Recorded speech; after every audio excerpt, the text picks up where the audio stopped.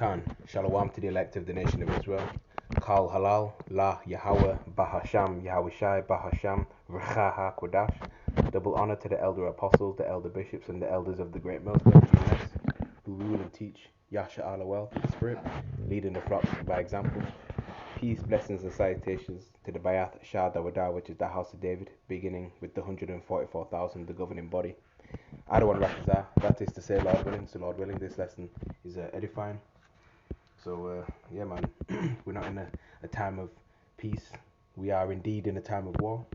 Okay, so I've got this article here from The Guardian, which is actually put up on Wednesday, the 25th of September 2024, the hopeful year of Jacob's trouble. Now, today is Thursday, the 26th of September 2024. Okay, and inspiration for this lesson is drawn, from this article I have right here. Okay. So again, man, we're not in a time of peace. We're in a time of war. All right. Peace will be in the kingdom. Okay. All right. So Iran's president's high wire appeal for diplomacy buffeted by winds of war. Massoud calls for new era of cooperation, that's in quotes, in UN speech while hemmed in by escalating tensions and critics at home. Okay. So yeah, man, Bible prophecy indeed is is being fulfilled right through our very eyes, right in front of our eyes, man. And we are the final generation. Okay, we don't have another decade here or 5 years here. All right. Now, before I go further, let's go to the book of the prophet Jeremiah, chapter 51. Okay, and verse 1. Look at the subheading: Babylon judged for sins against Israel. Okay. Now we're speaking about this Babylon, America. All right. Because the old Babylon, which was Iraq, all right, that's still inhabited. The civilizations there, that's still inhabited there. There's people there, all right. But when America's completely destroyed, turned into a lake of fire, right, nobody will be there until the fire dies down after a very, very long time. There'll be desert creatures there and things like that. Okay, but it'll never be inhabited again by people. All right. So Jeremiah chapter 51, verse 1. Thus saith the Lord Yahweh. Okay. So this is the words of the Lord, right? Yahweh.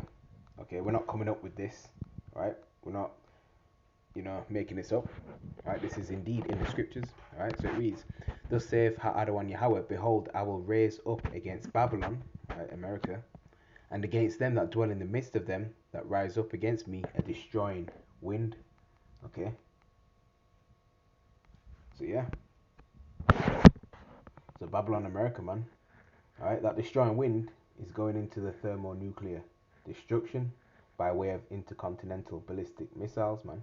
Okay, and that will be the end of America and the end of E, beginning with Amalek. Alright, the elite banking families, man.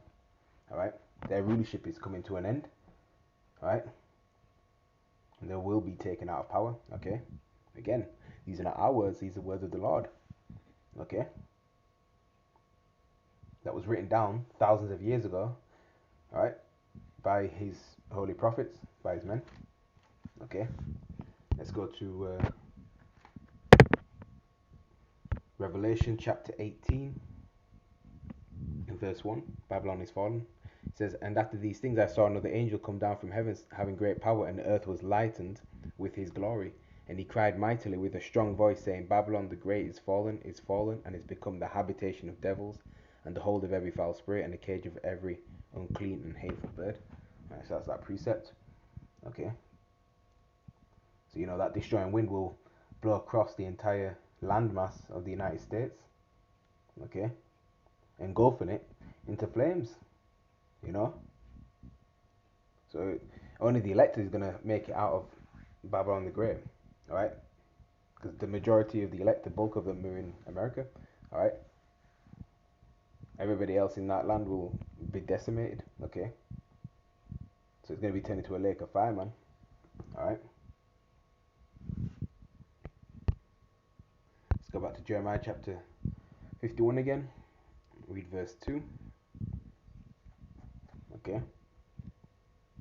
And it reads, and I will send unto Babylon fanners that shall fan her, and shall empty her land, for in the day of trouble they shall be against her round about. Alright?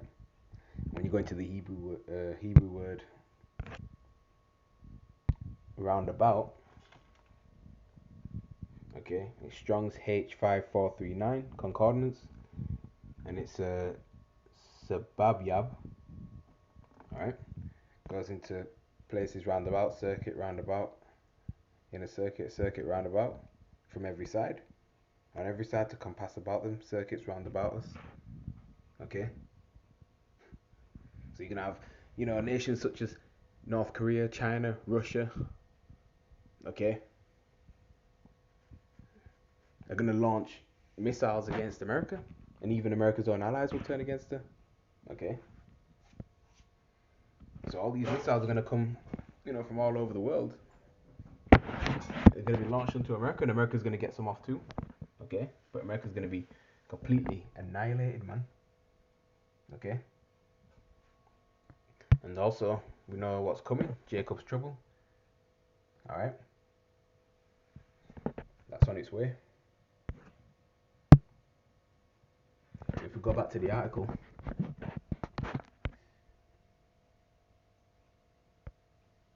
it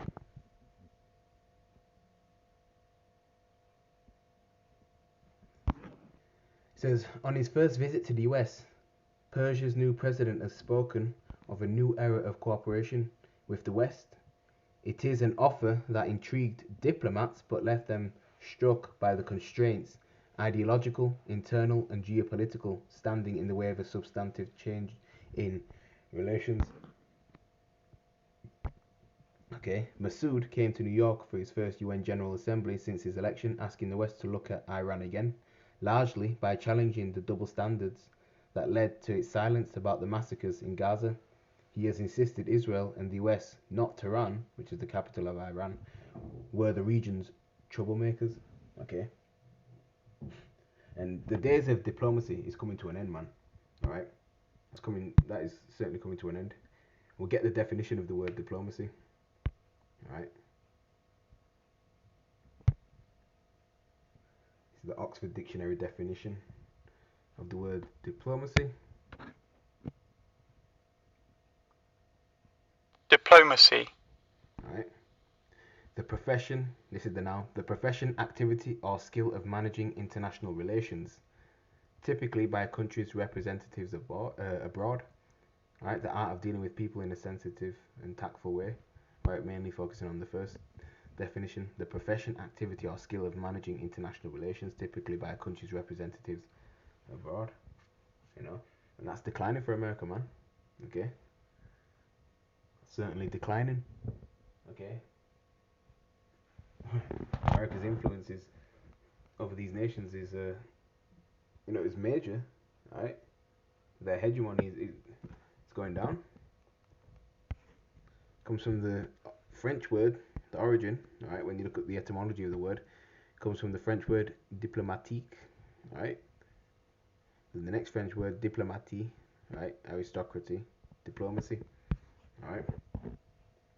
So ultimately, these peace talks will amount to nothing. Ultimately, all right. See, we're proving all things, through the Holy Bible, man. And he is the biggest thief and troublemaker on this planet. Right? It's true. He goes into all these foreign lands, unaliving, graping, and robbing, stealing resources, putting the people of that land into bondage, renaming lands, all right, setting up central banks and stuff. But you see, he has not been able to do that. He hasn't been able to do that in Persia, all right. That's why Iran has been demonized big time, man. All right, especially over the past 15 years. You see, Libya too, as well. Okay, and North Korea. Okay. So he said, we do not wish to be the cause of instability in the Middle East, so-called. Right, it's really Western Asia. Right. He said in a whirlwind round of interviews and meetings, including with the French President Emmanuel Macron, they are dragging us to a point where we do not wish to go. The Iranian leader said of Israel, there is no winner in warfare. We are only deluding ourselves if we believe that. Okay, more informal, instinctive, and less forbidding Then his conservative predecessor Ibrahim Raisi revived the moribund Iranian reformist movement, overcoming a highly filtered system to win a surprise electoral victory in July. Okay. Right. So, yeah, that's it. All right. They don't want to get down with the bankers, man. Like the Dukes of Edom, the least of the flock. So what they do is, they basically get their whipping stick, right, which is the United States military, you know, to go in, and they do what they do, All right. Let's go from there to the book of Micah, chapter 2.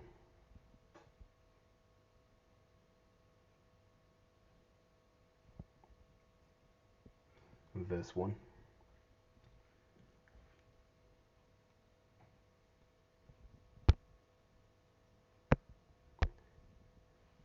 Woe to oppressors, that's the subheading. It says woe, which is an old English word meaning destruction, right? So woe to them that devise iniquity. Iniquity is sin upon sin. That's what these devils do, man. Right, work evil upon their beds. Right, they have their councils and plans and their agendas. Right, they've got their summits and meetings and things like that. Right. And then when the morning is light, they practice it because it is in the power of their hand, right? And the earth is given into the hands of the wicked one, right? So Satan, he's the god of this world through his physical counterpart, E, right? So they have all their plans and agendas, and then they carry it out the next day, you see? Let's get a precept in Psalm chapter 36. In verse 4, and it reads, He deviseth mischief upon his bed. He setteth himself in a way that is not good. He abhorreth not evil. Yeah. They're all about evil, man. Okay? They can't sleep until they performed evil. Alright? They're not against evil, man. They're for it. Right? So they're always conjuring up mischief. Right? They're always planning something evil. Okay? And they want to portray themselves that they're the savior of the day. That they're the good guys. Which is far from it, man. Alright? So Micah 2 and 2 again. Well, I didn't read verse 2 before. So Micah chapter 2 verse 2.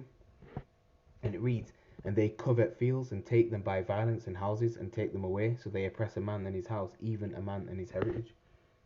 He's the covetous man. Right? You have covetous people amongst these different nations and amongst us, our nation. Right? But the covetous man is E. Right? That's just the true nature of these Caucasian cave dweller people, man. Right? They oppress others, rule over them. Right? They always want to be in charge. Right? They always have to be in control. Okay? They do this violently, especially when they don't get their way, man. Okay? Damn crybabies. Alright? You know the history, you know, of what they did to, Gad and Reuben and things like that. The natives of North America and the indigenous people of South America as well. And Central America. Okay? Alright? Just bear with me.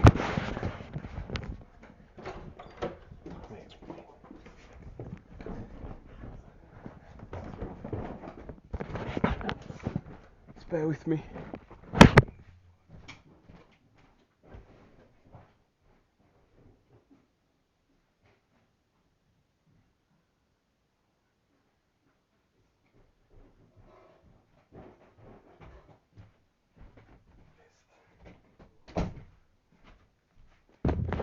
I'm back. Still lucky for that. So yeah, that's what they're all about, man. Right? He's got that mindset of if I can't have it, then nobody else can either. Okay?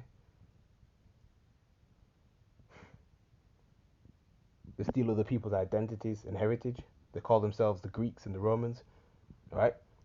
Which in actuality, they were the people of Japheth, all right? Japheth are, your people of Fiji, Samoa, Micronesia, Melanesia, right? And melanated people, all right? They were the true Greeks and Romans, okay? And they dwelled in Europe until E pushed them out, okay?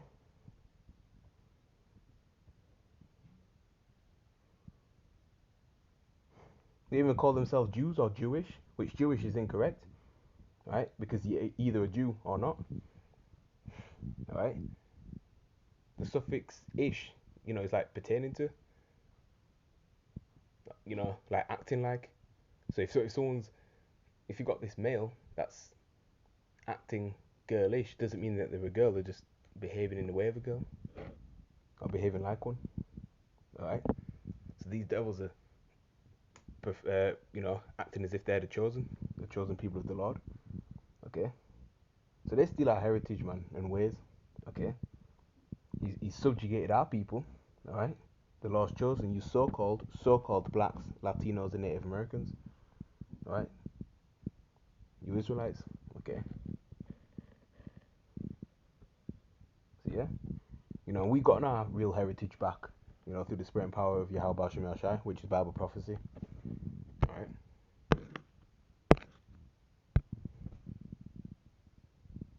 So yeah, let's go back to the article.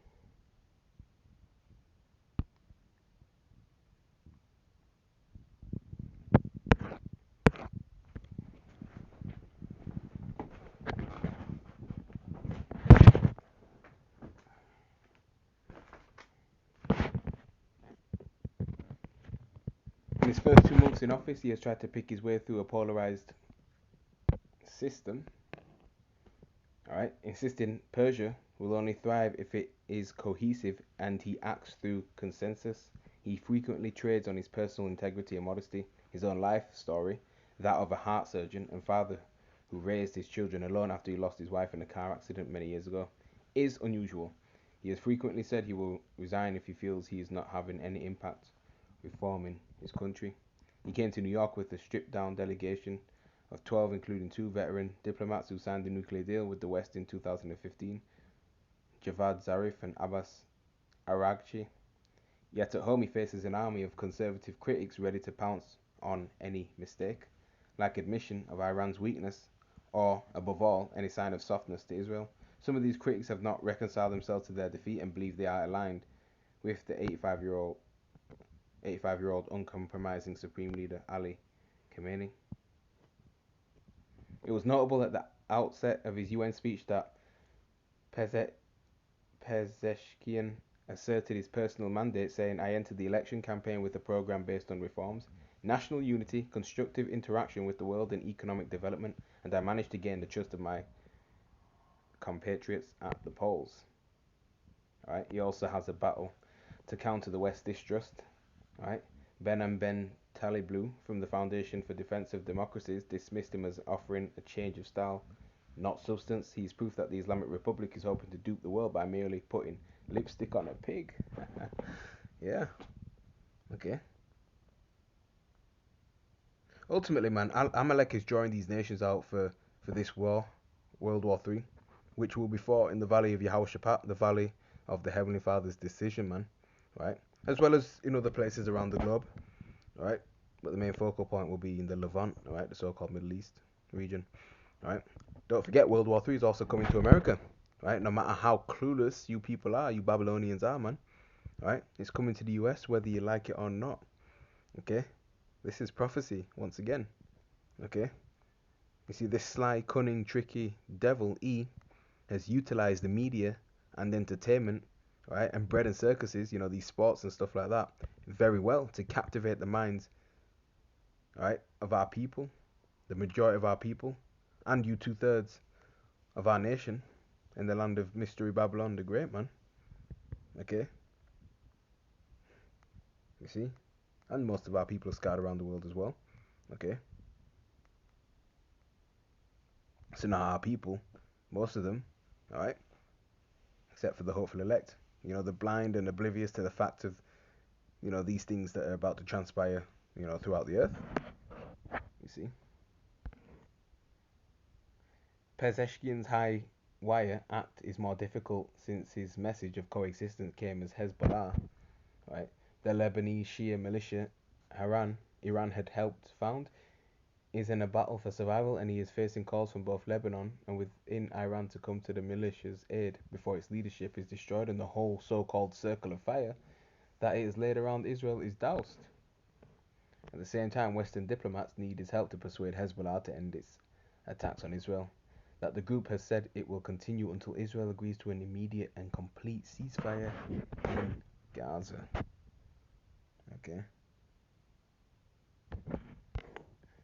But even if Iran was inclined to help, a moot point, Pezeshkian feels he has been burned by listening before to those that called on Iran not to seek revenge for Israel's July assassination of the Hamas leader Ismail Haniyeh in Tehran.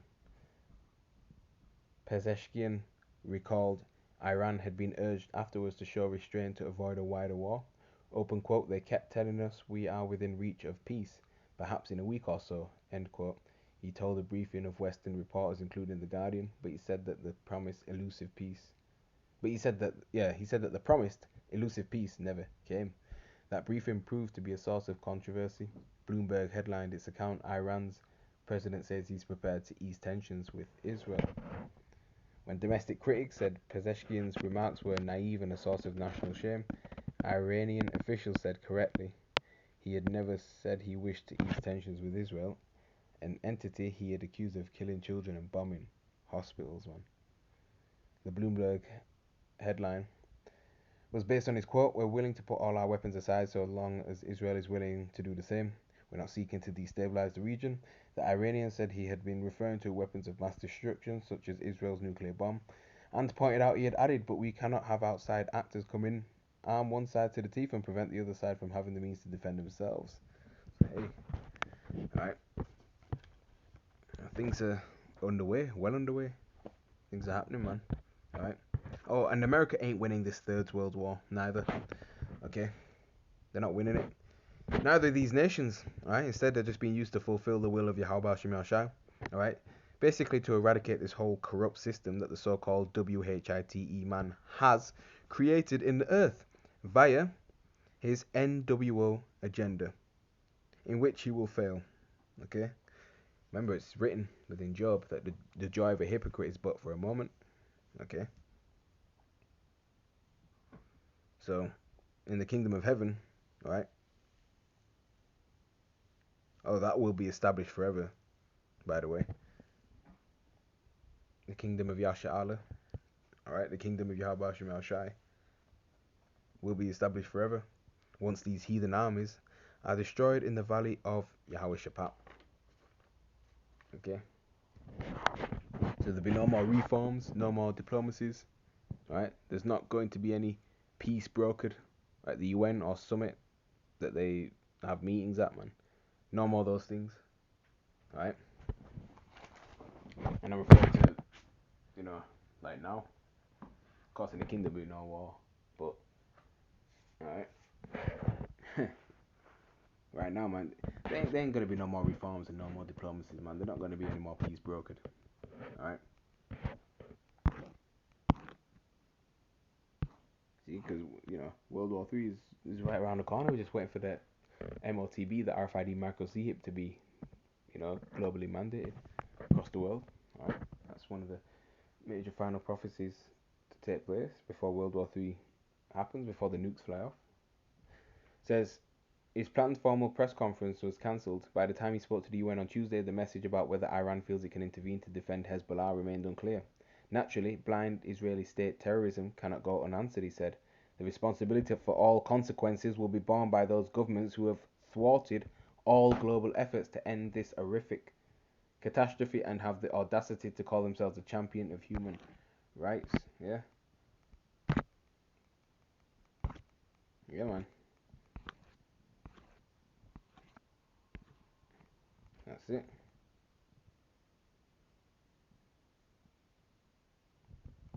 So this is where we're at. In fact, let's go to Revelation chapter 18.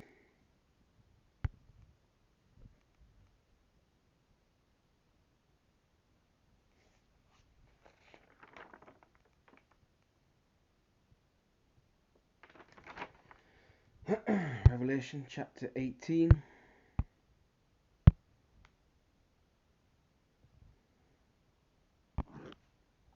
We'll jump down to verse 8 and it reads, therefore shall the plagues come in one day, death and mourning and famine, and she shall be utterly burned with fire, for strong is the Lord Yahweh who judgeth her.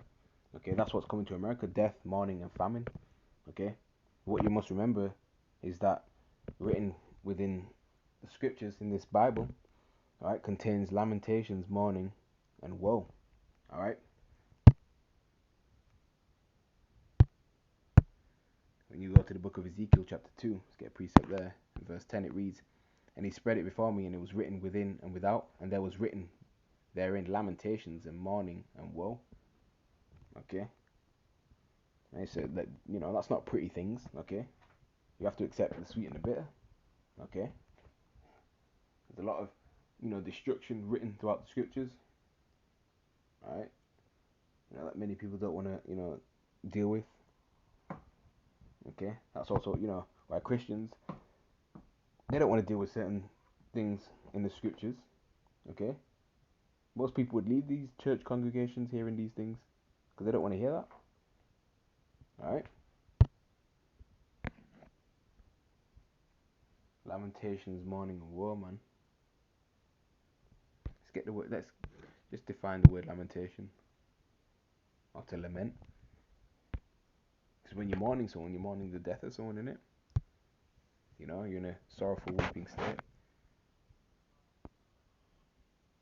We know what woe means, so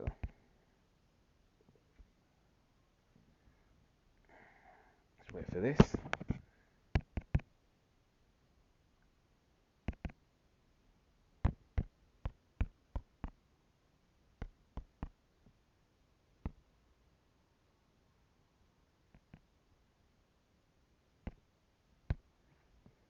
The passionate expression of grief or sorrow, weeping, wailing, crying, sobbing, mourning, moan.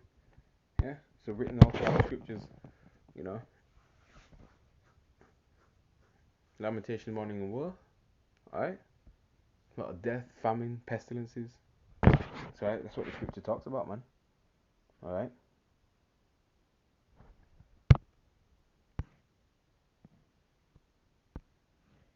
Let's go back to Revelation again. Chapter 18, verse 8. Okay.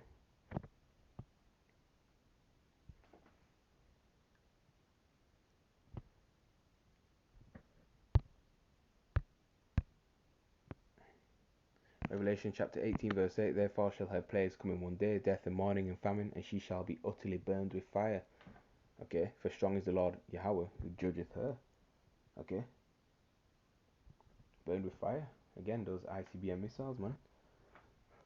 As well as the high concentrated laser beams coming from the so-called UFOs. Right, the chariots of the Lord. The world calls them, UFOs. Right.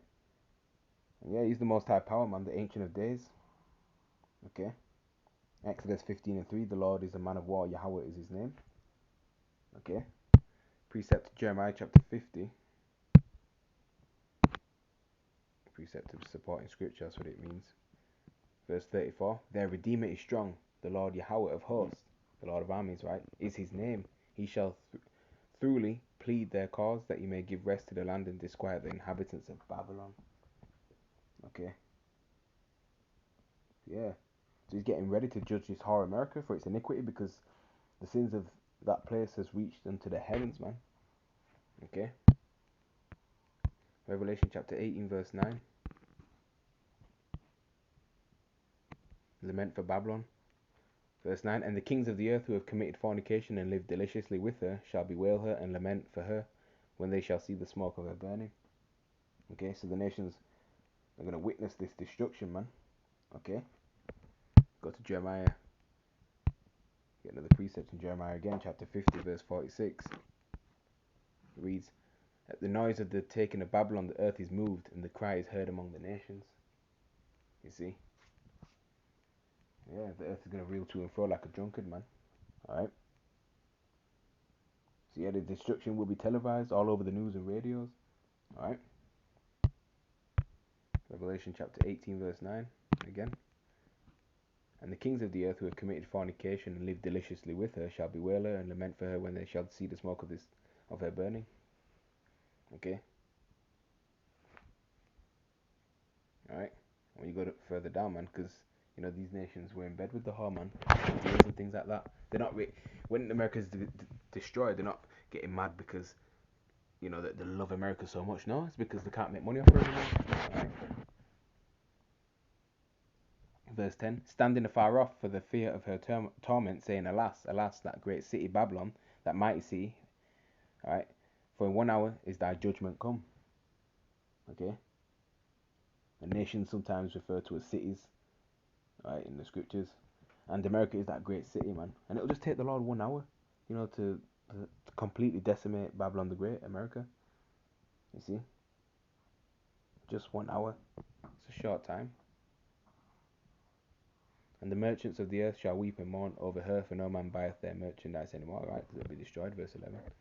And, but as you read further on, it goes into it, into those merchandise, man. Okay? So this is what we're watching for and patiently waiting for, man. Okay? Yeah.